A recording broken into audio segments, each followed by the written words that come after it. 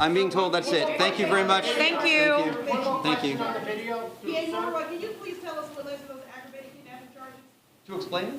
Yes, sir. All right, I don't mind doing that. I mean, explaining the law is, I don't think at all. What led to those charges? Say it again? Can you explain what led to Yeah. So, all right. So, kidnapping is any unlawful confinement of another, which substantially restrains someone's liberty. At a certain point in the sequence of events, it is our view that this, if it was a legal detention to begin with, it certainly became illegal at a certain point, and it was an unlawful detention. The aggravated nature of the charge is because if that kidnapping resulted in bodily injury, that's one grounds for saying that it is aggravated kidnapping. If the persons involved in that unlawful restraint of liberty possessed weapons, that is another ground for saying that the kidnapping was aggravated.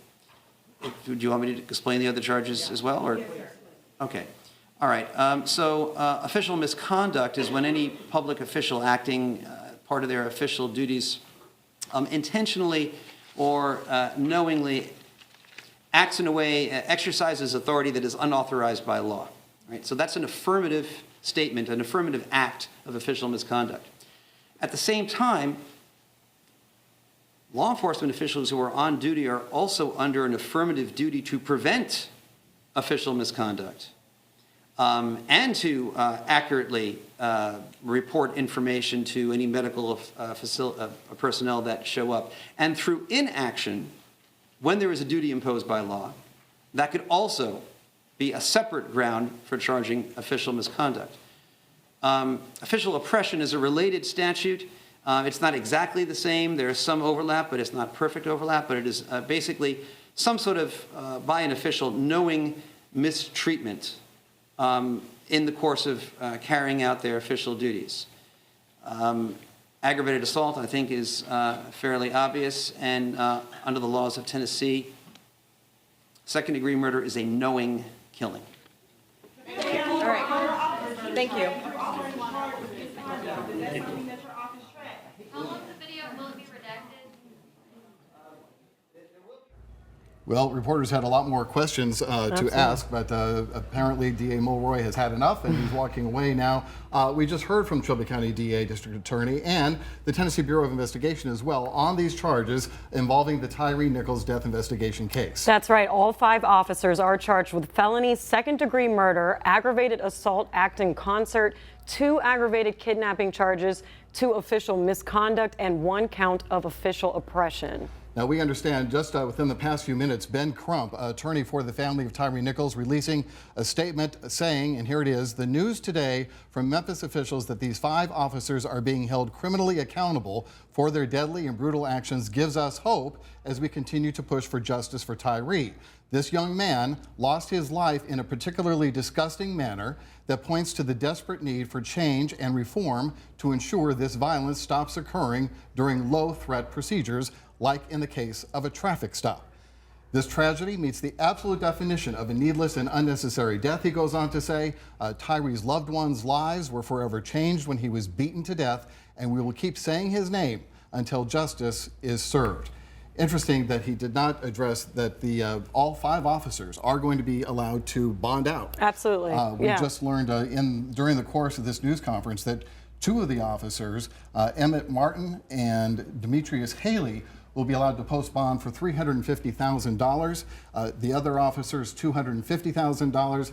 Interesting, I say, because you can bond out if you just pay 10% of what your bond is. Yes. And so you would likely believe that most of those officers, if not all, will be able to post bond, will be able to walk the streets, and we know that there's some controversy over that. All right, let's also show you something I think is interesting in all this, is the faces of justice here, and what happens when officers who are supposed to enforce the law are instead accused of breaking it. Here they are.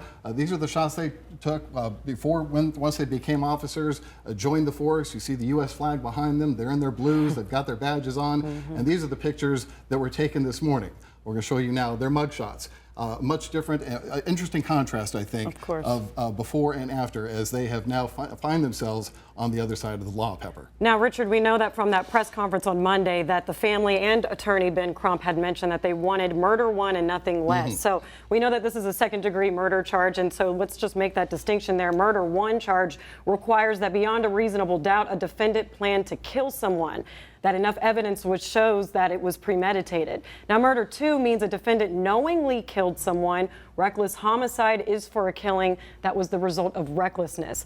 And criminally negligent homicide is a charge when someone is killed out of gross negligence. So those are definitely really important distinctions to make when we're talking about all of these charges that these officers are facing. Right, and it'll be interesting to hear from Mr. Wells, Tyre's stepdad, to Yes. see what his reaction is to the murder two charge instead of murder one, as he was advocating for. Right now, we're joined by Brittany Moncrief, who spoke to a defense attorney today to help make some sense of the legal side of what happened today. Brittany, so you'll break down what could happen next in the Tyre Nichols death investigation. That's right, Rudy and Pepper. I spoke with a Mid-South criminal defense attorney, Claiborne Ferguson, and he said one thing that stood out is how rapid these 5 officers were fired and how fast the charges came down. Now, he said typically in investigations like this, it could take months, even years. The charges are very severe. The second-degree murder, obviously, is an A felony. That's 15 to 25 years in jail with no parole and no probation. So they would be serving almost a full 15 to 25 years if convicted of the second-degree murder.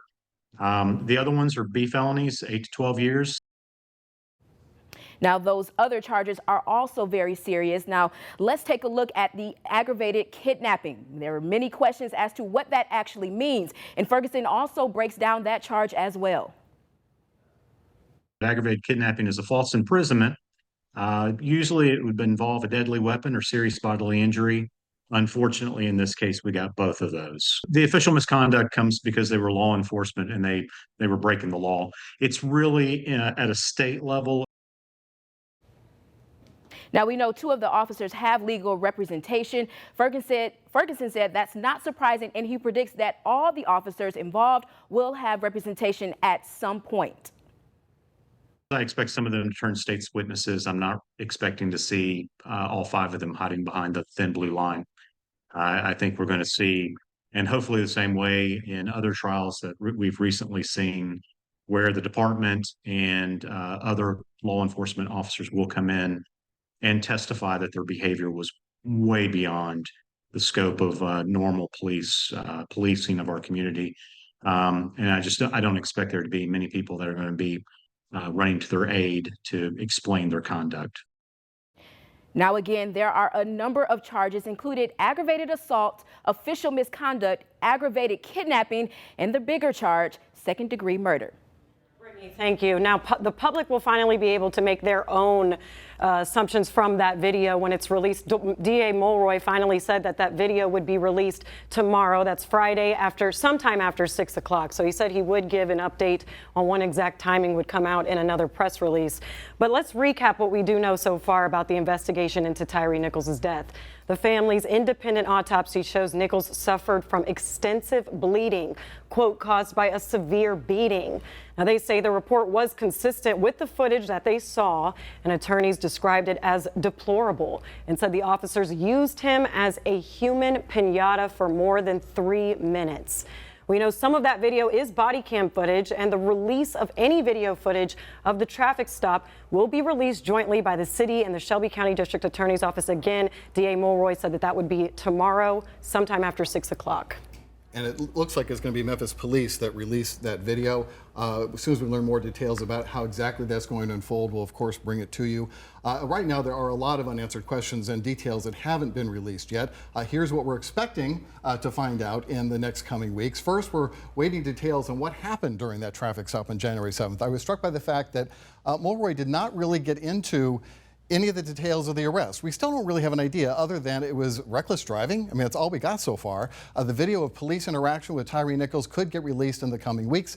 But in the meantime, in fact, we know it'll be Friday, the family is asking for your patience so justice is served for Tyre. Initially, they had been saying at their news conference, in fact, earlier this week, it might be 2 weeks. But now they're saying tomorrow at 6 o'clock or shortly thereafter. At this point, we don't know if that will be a body cam video, surveillance or witness video that we'll be viewing. Or a combination of all. Actually, to be more specific about that, we do know body cam video will be used. And we do know Skycop video will be a part of that too. And there is a possibility that someone will pull out a cell phone, or there might be some Ring video that was there too, and they say they have taken time with the video because they want to redact any faces, any witnesses who had nothing to do with it but might have just been recording it, or somebody's address. There's a lot of things that they have to consider before releasing the video. We're still watching for the official autopsy report from the coroner's office. The family released part of their own independent autopsy findings earlier this week. We're waiting the release of that full report as well. Right now, there are 4 investigations underway tied to Tyre Nichols' death. The Shelby County deputies and attorneys are investigating Nichols' death. There is the civil rights case that we know is underway right now from the feds, the Department of Justice, and the FBI. I said we have opened a criminal civil rights investigation. I told them this federal civil rights investigation will be thorough, it will be methodical, and it will continue until we gather all the relevant facts. As with any other federal investigation, we will go where those facts take us. The Tennessee Bureau of Investigation is investigating as well, and the family is doing an independent investigation. We're waiting for findings from all 4. The timeline on each of those investigations vary, but the DOJ, one of the agencies doing an investigation, says they'll get to the bottom of what happened. And typically, civil rights investigations do take somewhat longer, so that may be the last one in which we have any kind of a conclusion. Right now, we're joined by Memphis activist Earl Fisher. Earl, thank you so much for joining us. You're a pastor of a local church here. I'm sorry, Josh Spickler joins us first. I'm just reading what's in front of me. Go ahead. No, definitely. Well, yes, Josh Spickler, the executive director of Just City, and obviously you have a lot of experience with being a former Shelby County public defender. Now, one of the things that we did touch on was the TBI gave us some new information about the fact that these officers will have the opportunity to bond out. We said 2 of them have a $350,000 bond, and 3 of them have a $250,000. First off, I saw your reaction when we just got that news, and what is your reaction to that? Well, those are very normal bond amounts for crimes of this severity. So it's not altogether surprising that those amounts are what they are. And yes, they can be made with the help of a bonding company, and I suspect that's pretty likely. We have seen way too many cases like this. Officers using excessive force. We have videos. I mean, it just is a playbook, unfortunately, that we've seen too much of. But one thing I've seen in the commentary, the rolling commentary, not just here in Memphis, but also at the national level, with dealing with not only reporters, but other prosecutors who've dealt with this over and over again and weighed in, they have been struck by the speed of this investigation, as well as the severity of the charges, which you typically do not see in cases like this.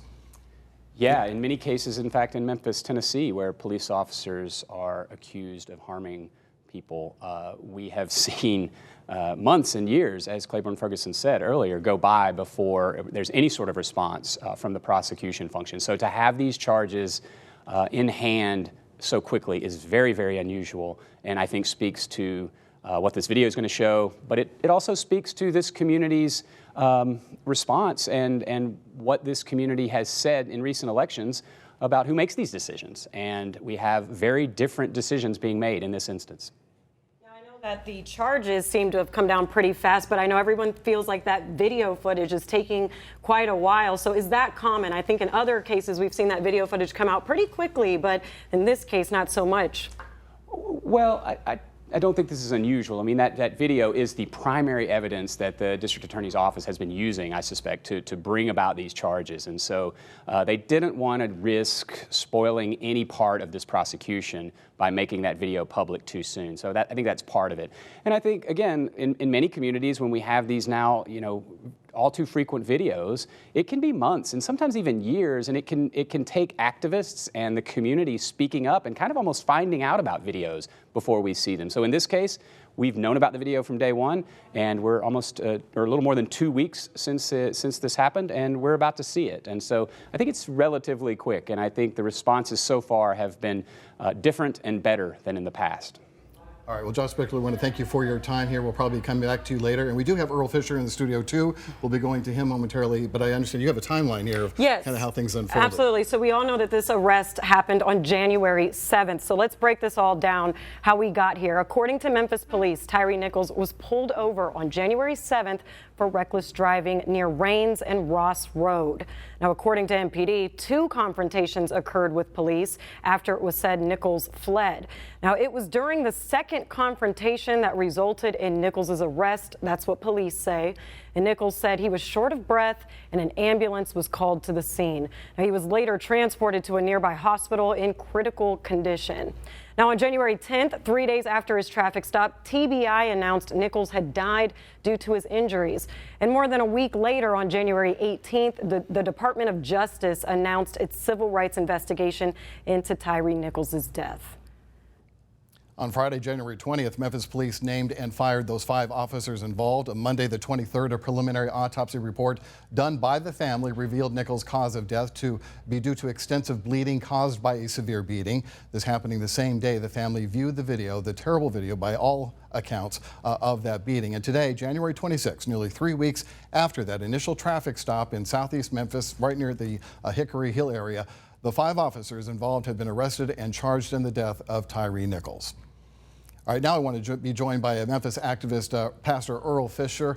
Pastor Fisher, we talk to you about these kinds of things way too often in my mind. I wonder if you had the same reaction as Mr. Spickler, that this is at least more in line with the kind of timing you would hope there would be in cases like this. Well, thanks for having me. And yeah, I share some of that same sentiment. Of course, our heart is with the family of Tyre Nichols, first and foremost, especially as a pastor and a community leader. We always want to try to center their experiences. I think there are some things that have developed up to this point that have been unusual, similar to what Brother Josh talked about.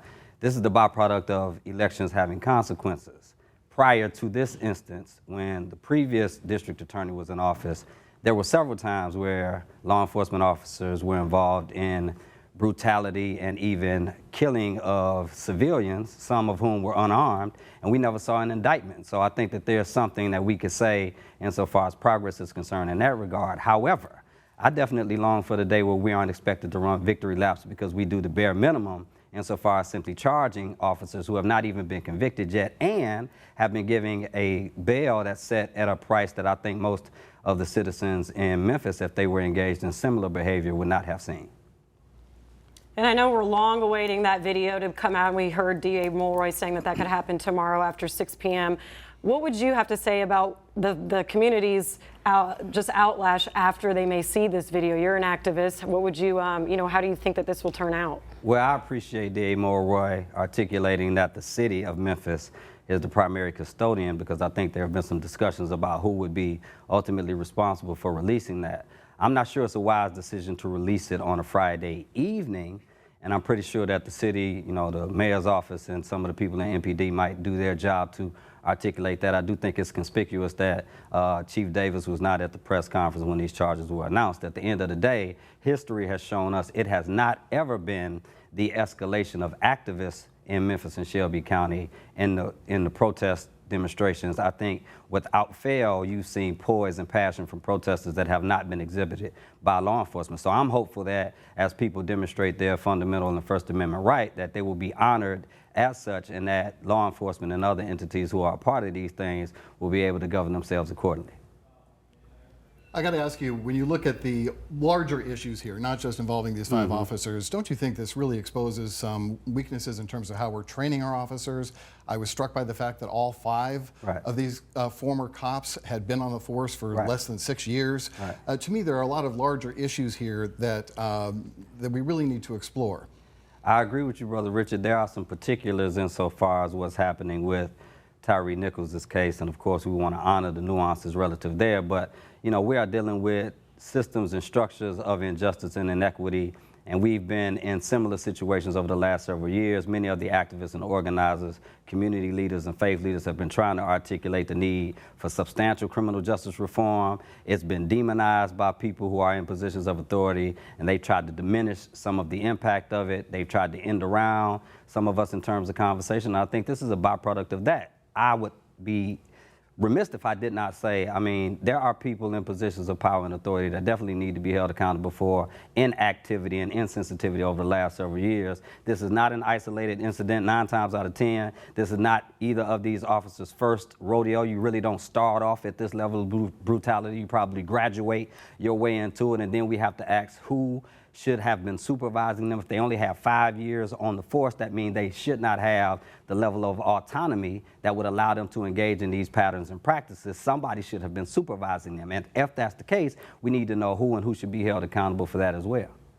They in fact have mentioned that there will probably be more officers who are at least disciplined, if not charged, as a result of what happened to Tyre Nichols. All right, thank you, Pastor Fisher, so much for being with us today. Thank you for having me.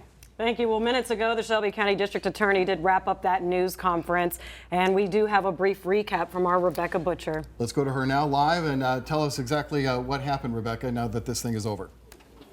They need to come to me. We need to talk about the defense attorney. I heard you tell them. I told them.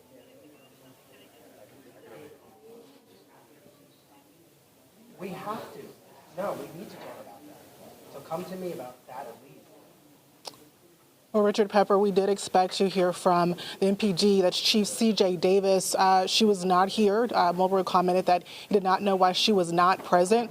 We basically heard him lay out these charges and the reasons for them. Now, all 5 of these MPD officers have been charged with second-degree murder. We also know the family of Tyre Nichols, who died after a confrontation with 5 MPD officers. They were asking originally for a first-degree murder charge. However, that was not a charge that was included today in that indictment. We did ask him why that was not included. We didn't yet receive a response from that, but he also said that the kidnapping charge, aggravated kidnapping, he explained a little bit more of what that means. He laid out that what that included was that holding down or any type of restraint that might have been legal at one point later became not or illegal. We also too did hear from the FBI director. He was basically laying out this video. Of course, it's very emotional for people in Memphis who are waiting to see the video. He described the video as appalling, criminal, something that MPD is not proud of as well. Richard?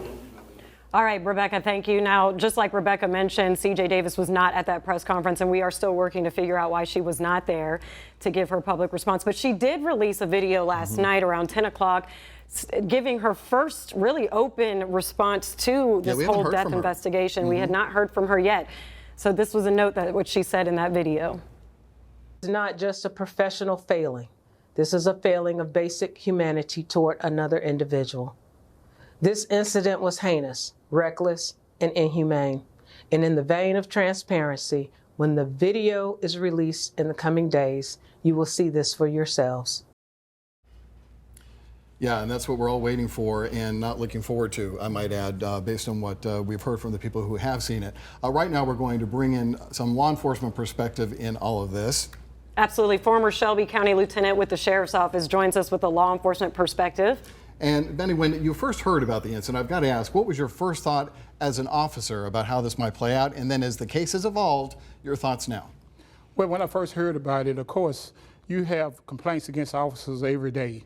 And I had no idea that it was as bad as it is for the first couple of days. And then when I heard the TBI had been called in, of course, it took me to a different perspective.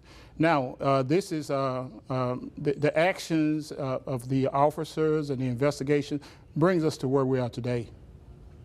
Absolutely. And one of those things that Chief Davis had mentioned in her video was that this was not this was not an accurate depiction of all the hard work that MPD officers do. But where do we go from here? How does MPD combat this stigma that they might get about, being an unlawful department?